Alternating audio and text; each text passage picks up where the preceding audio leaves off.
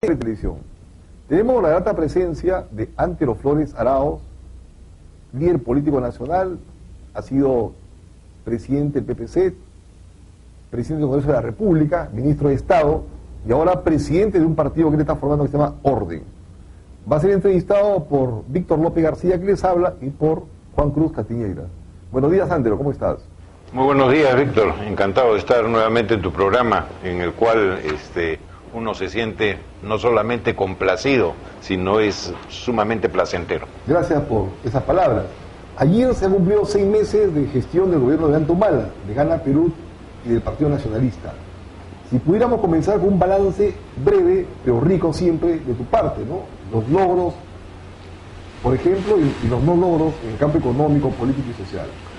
En lo primero, en la cuestión conceptual, Humala gana una primera vuelta con no los suficientes votos para alcanzar la presidencia y tiene que ir a una segunda vuelta, y en la segunda vuelta gana la presidencia de la República.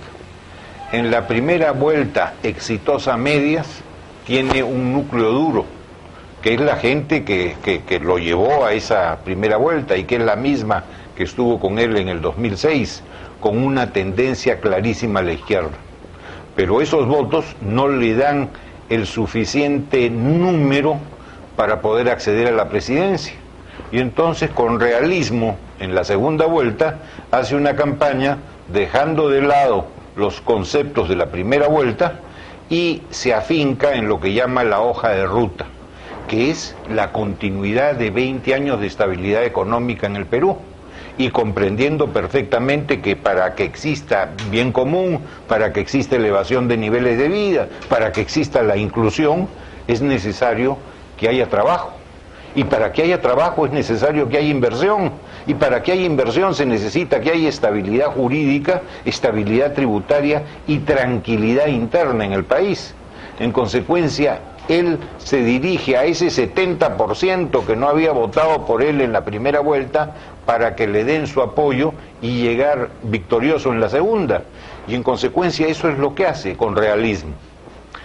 Ya en su gobierno hay algunas acciones discrepantes con esta segunda fase que le diríamos, y es en el nombramiento de algunos viceministros, en el nombramiento de algunas autoridades, etcétera, que no se condice con su discurso, y tan no se condice con su discurso que tiene que hacer un cambio muy rápido en su gabinete. O sea, la inclusión de gente que viene de la izquierda marxista reciclada, los caviares famosos. Así es. Que yo le llamo huevera, ¿no? No por un término despectivo, sino no nos olvidemos que el caviar viene a ser una huevera. Es cierto, solamente que de esturión, ¿no? Y esto es la realidad, cómo él ha manejado las cosas.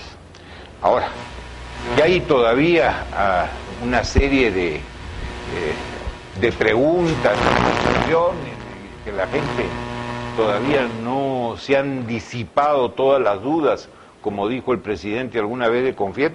Es cierto, no se han disipado, por lo menos para muchos peruanos, pero esperemos que en el correr de los días, de los meses, de los años, las cosas vayan en mejoría. Si hacemos un balance respecto de lo ya realizado hasta este momento de una gestión gubernamental, yo creo que hay cifras en azul, cifras en rojo, pero en un balance, ¿cuál es la que prima? La última, y la última creo que está en azul. Hasta ahora, como dijo Luis Bedoya en alguna oportunidad, nos ha sorprendido gratamente el presidente Humala. Tú no estás... No voté por él, pero nos ha sorprendido gratamente. Pero así como tú, a gran parte de los peruanos. Sí. Incluso lo que está diciendo que el cambio más radical, o la transformación más fuerte, es la que sufrió Humala, que para muchos, percibido como un hombre de izquierda, ¿cierto?, ha transitado hacia una posición, en todo caso, de centro-derecha o de centro.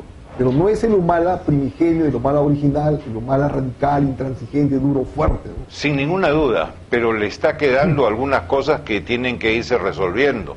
La gente aplaude mucho lo que le llaman la inclusión social. Algunos le llaman solidaridad, algunos otros le llaman caridad, algunos otros le llaman justicia social. En fin, para esto hay diversidad de nombres. Pero cuidado con los programas sociales. Los programas sociales tienen que ser temporales y decrecientes. Lo que queremos es hacer un país desarrollado, no los países como los estados europeos de bienestar que los han llevado hasta una crisis económica muy seria. El Estado no tiene por qué estar regalando permanentemente. Regala hasta un momento determinado, buscando la inclusión a través del trabajo, a través de nuevas posibilidades, a través de una igualdad de trato, a través de lo que se llama una igualdad de partidor, como en el hipódromo, partes al mismo tiempo. Avanzarán más los que más cualidades tengan, o los que más se esfuercen, pero los programas sociales no pueden ser tampoco cuidado permanentes, porque si no generas adicionalmente recursos a través de una estabilidad para que las empresas puedan desarrollarse y tributar, al final lo que vas a distribuir son billetes que no tengan mucho respaldo. En consecuencia, en eso hay que tener también prudencia. Los programas sociales temporales y decrecientes. Es muy importante que nuestros televidentes sepan eso. El mejor programa social comprobado debidamente es generar empleo. Pues si hay empleo, hay ingreso. Si hay ingreso, hay consumo. Bienestar. Y si hay consumo, funciona la economía y la sociedad. Y yo te lo remataría diciendo, cuando llueve todos se mojan, pero hay que hacer que llueva, y que lluevan recursos, que llueva la economía, que la economía fructifique. Pero el regalo es de un solo día, cuidadito. Es cierto. Juan, tu pregunta. Muchas gracias, Víctor. Le quiero preguntar, ¿cuánto piensa que le afectó al gobierno del presidente Humala el caso Omar Chejade? Yo creo que bastante, hasta que el señor presentó su renuncia, porque la gente no comprendía cómo no renunciaba a la segunda vicepresidencia el señor Chejade, pese a que el presidente le había pedido un paso al costado. El señor todavía hacía pasitos medios de valsecito criollo y no de la polca criolla, y se demoró bastante. Entonces la gente le entró la duda sobre si esto era realmente un arreglo y si no había la voluntad. Y como el señor Chejade estuvo muy cerca en la campaña y fue también su abogado defensor en algunos casos, la gente se preguntaba si por lo que podía conocer a través del secreto profesional pudiera ser que lo tuviera capturado el presidente Humala. Las dudas no se han disipado. Yo creo que no se han disipado las dudas al punto que los medios de comunicación, en su mayoría, intelectuales, académicos, políticos de todas las bancadas, en su mayoría, consideran que el caso Chejade y la salvación o el salvadaje que le ha hecho la bancada Gana Perú asociado con Perú Posible y algunos otros congresistas, da cuenta de que este gobierno tiene todavía un tremendo déficit en lo que fue uno de los paradigmas de su campaña, que es la moralización. Pero no solamente eso, querido Víctor, sino en el Congreso creo que se planteó mal las cosas. Lo plantearon en un paquete, dos cosas que eran diferentes. Por un lado, el habilitar a todo el sistema jurisdiccional, a la judicatura, al Poder Judicial, habilitarlo para que pudiera investigar judicialmente al señor Chejade, que eso era perfectamente lógico, simplemente abrir un candado para que pudiera ser investigado, y se mantenía la presunción de inocencia, que es constitucional y es además uno de los principios elementales de derecho. Pero lo juntaron con una segunda cosa, con su inhabilitación para cargo público, que significaba sacarlo del Congreso y por un plazo que señalaron ahí, que si mal no recuerdo de 5 años, o sea, anularlo. Eso ya era una sanción, no era abrir la puerta a una investigación, sino sancionarlo. Entonces, no tiene mucha lógica decir, investígalo, y decir, antes de la investigación te sanciono, a priori. Entonces hicieron este paquete, y en este paquete que han querido realmente victimizar a Yehude Simón, que me parece que tenía razón. Yo te lo digo francamente, si hubiera tenido que votar en el paquete, yo hubiera tenido que decir no. Esto tenía que hacerse 2 votaciones diferentes.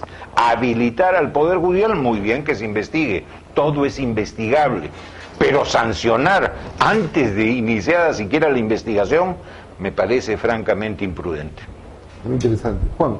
Sí, otro tema interesante de estos primeros 6 meses fue la declaración del general Mora, ex ministro de Defensa, concerniente a que hay ONG que tienden a destruir a las gloriosas Fuerzas Armadas. Usted, como ex ministro de esa cartera, ¿qué opina al respecto? Que no descubrió la pólvora, que es verdad. Y no es el primero que lo ha dicho, ni será el último que lo señale. Realmente hay una serie de ONGs que quieren considerar que las Fuerzas Armadas han actuado dentro de una política de Estado para conculcar derechos humanos. Y eso no es cierto.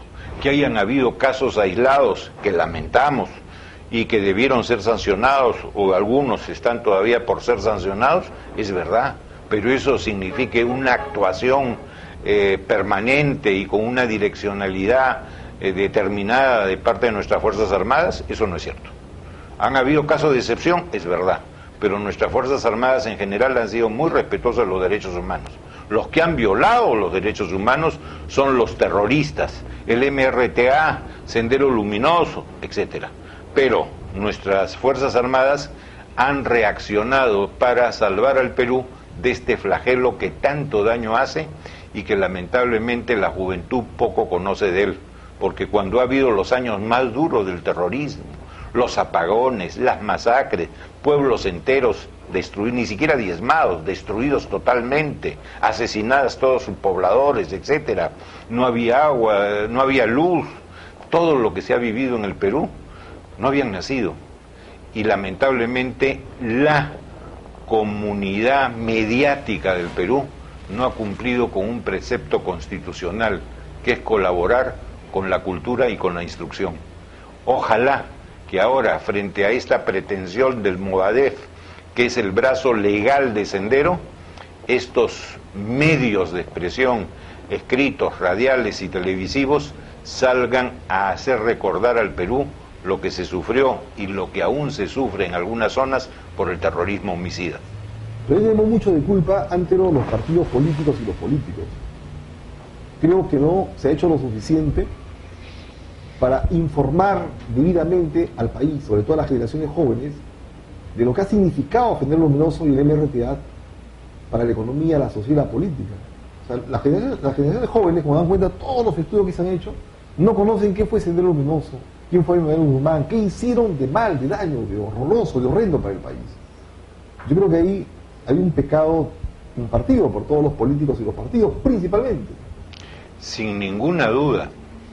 Tienes toda la razón, Víctor, pero también te voy a decir que los partidos son muchas veces cenicientos.